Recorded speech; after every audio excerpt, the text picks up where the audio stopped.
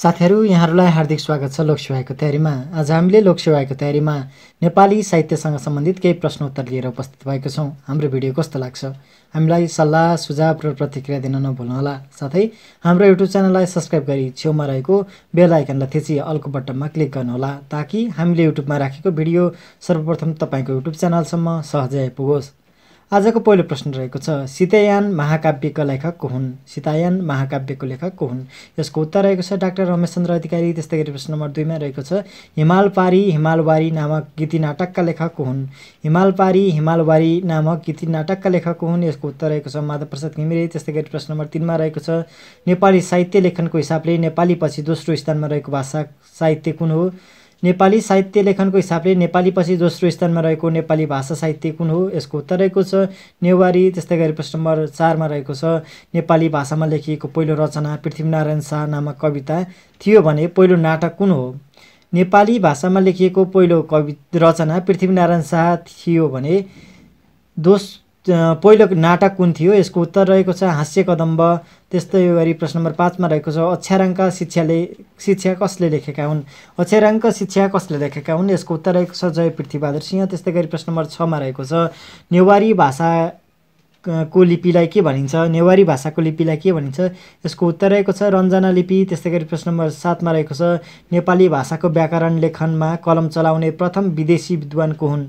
नेपाली भाषाको व्याकरण लेखनमा कदम चलाउने प्रथम विदेशी विद्वान को हुन्? यसको उत्तर रहेको छ जे ए टन। त्यस्तै गरी प्रश्न नम्बर 8 मा रहेको छ, जय पृथ्वीबहादुर सिंहद्वारा लिखित नेपालमै प्रकाशित पहिलो व्याकरण कुन हो? जय पृथ्वीबहादुर सिंहद्वारा लिखित नेपालमै प्रकाशित पहिलो व्याकरण कुन हो?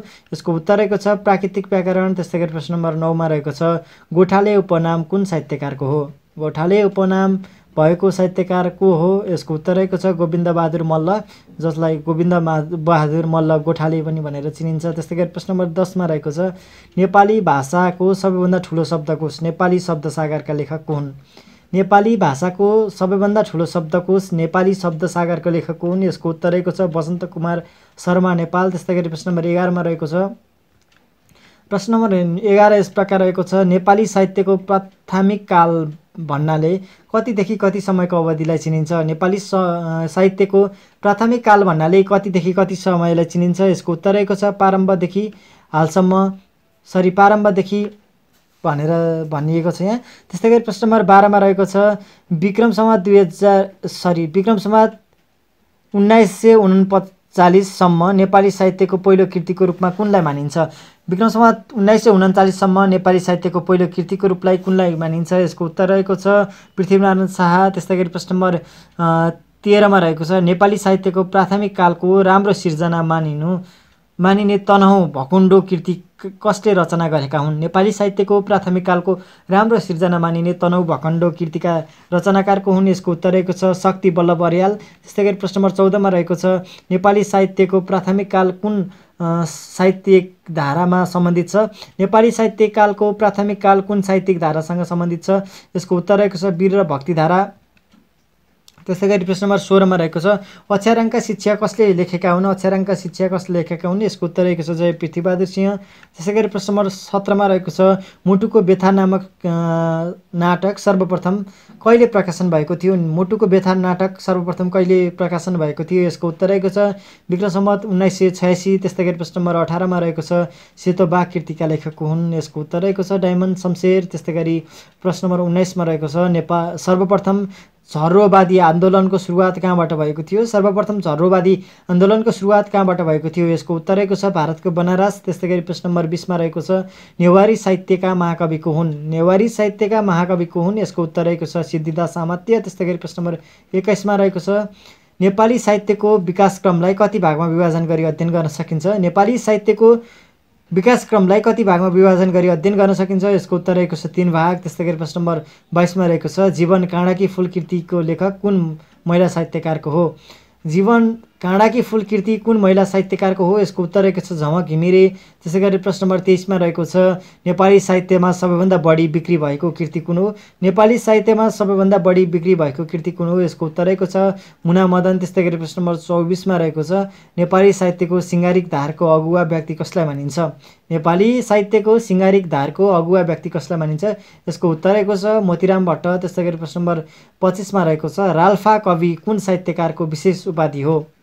राल्फा कवि कुन साहित्यकारको विशेष उपाधि हो? यसको उत्तर रहेको छ मेघराज नेपाल। त्यस्तै गरी प्रश्न नम्बर 26 मा रहेको छ प्रश्न नम्बर 26 भन्दा पनि हामीले एक्स्ट्रा एउटा प्रश्न राखेका छौँ।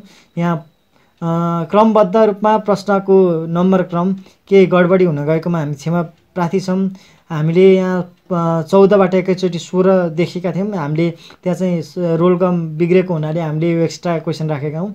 लाहुरे उपनाम कुन साहित्यकारको हो? यसको उत्तर रहेको छ सूर्य विक्रम ग्यावाली। त्यस्तै गरी प्रश्न नम्बर 26 मा रहेको छ सञ्चय र विकर्ण चिन्तन कसका कृति हुन्? सञ्चय र विकर्ण चिन्तन कृति कसको हो? यसको उत्तर रहेको छ कुमार बहादुर जोशी। त्यस्तै गरी प्रश्न नम्बर 27 मा रहेको छ स्रष्टा र साहित्य अनुभव र अनुभूति कुन साहित्यकारका साहित्यिक सिर्जना हुन्? स्रष्टा र साहित्य अनुभव र अनुभूति कुन साहित्यकारका साहित्यिक सिर्जना हुन्? यसको उत्तर रहेको छ उत्तम कुँवर। त्यस्तै गरी प्रश्न नम्बर 28 मा रहेको छ राजकुमार पाण्डेको उपनाम के हो? राजकुमार पाण्डेको उपनाम के हो? यसको उत्तर रहेको छ बतासे काका।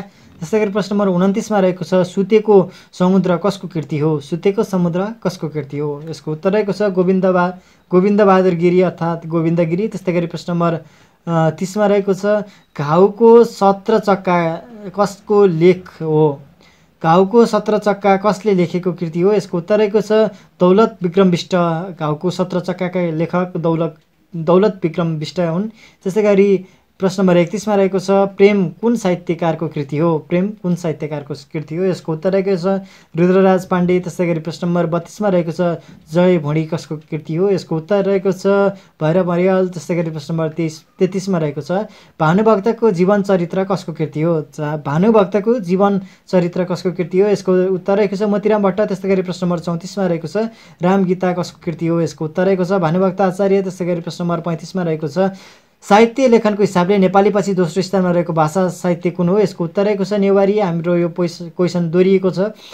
प्रश्न नम्बर 36 मा रहेको छ घुम्ने मेजमाथि अन्धो मान्छे कृतिका लेखक को हुन्? यसको उत्तर रहेको छ भूपी शेरचन। त्यस्तै गरी प्रश्न नम्बर 37 मा रहेको छ लक्ष्मीप्रसाद देवकोटाद्वारा लिखित साहित्यिक कृतिहरूमध्ये चम्पा कुन विधाको सम्बन्धित एकमात्र साहित्यिक कृति हो? यसको उत्तर रहेको छ उपन्यास विधाको चम्पा एकमात्र साहित्यिक कृति हो लक्ष्मीप्रसाद देवकोटाद्वारा लिखित। त्यस्तै गरी प्रश्न नम्बर 38 मा रहेको छ शब्दविद्या नामक ग्रन्थका रचनाकार को हुन्? शब्दविद्या नामक ग्रन्थका रचनाकार को हुन्? यसको उत्तर रहेको छ अंशु वर्मा। त्यस्तै गरी प्रश्न जलेका प्रतिबिम्ब कुन साहित्यकारको साहित्यिक रचना हो? यसको उत्तर रहेको छ अग्निसिंह गिरीको साहित्यिक रचना हो। त्यस्तै गरी प्रश्न नम्बर 40 मा रहेको छ बसन्ती कुन साहित्यकारको साहित्यिक रचना हो? यसको उत्तर रहेको छ डायमन्ड शमशेर राणाको बसन्ती साहित्यिक रचना हो। त्यस्तै गरी प्रश्न नम्बर 41 मा रहेको छ फुटेको ऐना कुन साहित्यकारको साहित्यिक रचना हो? यसको उत्तर रहेको छ बालकृष्ण पोखरेल। फुटेको ऐनाको लेखक हुन् बालकृष्ण पोखरेल। त्यस्तै गरी प्रश्न नम्बर 42 मा रहेको छ रूपमती कुन साहित्यकारको साहित्यिक रचना हो? यसको उत्तर रहेको छ रुद्रराज पाण्डे। यो नेपालको मौलिक उपन्यास पहिलो मौलिक उपन्यास पनि हो। त्यस्तै गरी प्रश्न नम्बर 43 मा रहेको छ प्रसिद्ध कृति दास क्यापिटलको लेखक हुन्? यसको उत्तर रहेको छ कार्ल मार्क्स। त्यस्तै गरी प्रश्न नम्बर 44 मा रहेको छ कारागार कुन साहित्यकारको साहित्यिक रचना हो? कारागार कुन साहित्यकारको साहित्यिक रचना हो? यसको उत्तर रहेको छ बानिरा गिरी। त्यस्तै गरी प्रश्न नम्बर 45 मा रहेको छ प्रश्न नम्बर 45 यस प्रकार रहेको छ समयको तस्बिर कृतिका लेखक हुन्? यसको उत्तर रहेको छ शारदा शर्मा। त्यस्तै गरी प्रश्न नम्बर 46 मा रहेको छ म महेश कृतिका लेखक हुन्? म महेश कृतिका लेखक हुन्? यसको उत्तर रहेको छ महेश बस्नेत। त्यस्तै गरी प्रश्न नम्बर 47 मा रहेको छ अर्जुन दृष्टि नामक लघु कथा सङ्ग्रह कसका लेखक लेखेका हुन्? यसको उत्तर रहेको छ डाक्टर रविन्द्र समीर। त्यस्तै गरी प्रश्न नम्बर 48 मा रहेको छ चिसो चुलोको लेखक हुन्? यसको उत्तर रहेको छ बालकृष्ण सम। त्यस्तै गरी प्रश्न नम्बर 49 मा रहेको छ गुणकेशरी लेखका लेखक हुन्? यसको उत्तर रहेको छ भवानी भिक्षु। त्यस्तै गरी आजको अन्तिम प्रश्न रहेको छ मेरो म नामक कृतिका लेखक को हुन्? यसको उत्तर रहेको छ कृष्ण प्रसाद भट्टराई। मेरो म नामक पुस्तकका लेखक हुन्? यसको उत्तर रहेको छ मेरो म नामक पुस्तक कसको बारेमा लेखिएको छ? कृष्ण प्रसाद भट्टराई। साथीहरु